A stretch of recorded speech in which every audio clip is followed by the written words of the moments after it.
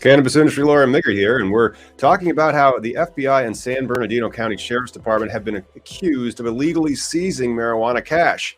Yet another thing that the Safe Banking Act would help with, right? Because how could they seize this cash? A driver carrying $712,000 worth of cash from a licensed marijuana dispensary heading from Barstow on the Mojave Desert Freeway in November, when San Bernardino County Sheriff's deputies pulled them over and they seized the money. And so your cash handling issues, you're moving hundreds of thousands of dollars, and then the sheriffs just take it now?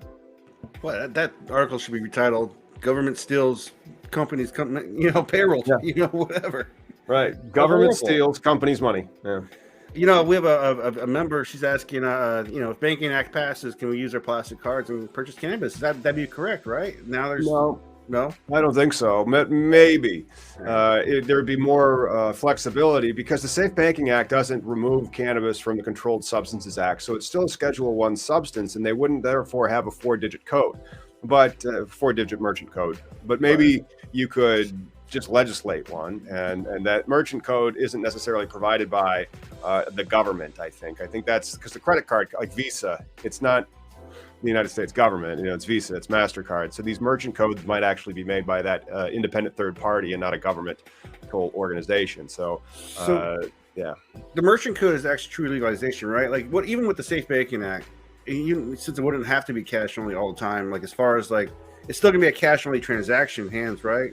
From consumer to, I think if Safe Banking Act passes, you're going to see a lot more, because you see a lot of them already, and they get shut down, like the cash-free ATM methodology of using your card to be able to make a transaction is getting shut down right now by Visa.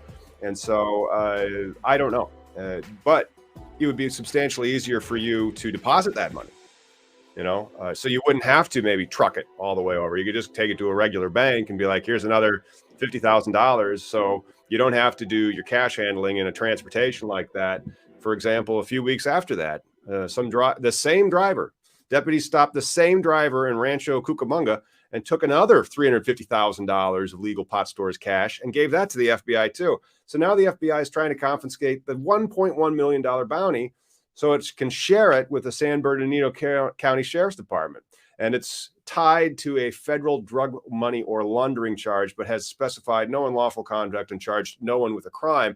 Now what they're trying to do is probably figure out where, and this is a case that actually got handed down last Thursday, and it has to do with the Robacher-Farr Amendment in the McIntosh case from 2016. So this will become a scripted video in the future. I still need to read and take notes on it. But this is the thing that's starting to happen now. The feds just take the money and then they go fishing for trying to find out how you committed fraud or how you committed some type of bribe or some other crime, so that they have more law enforcement resources to investigate your ass and take your property.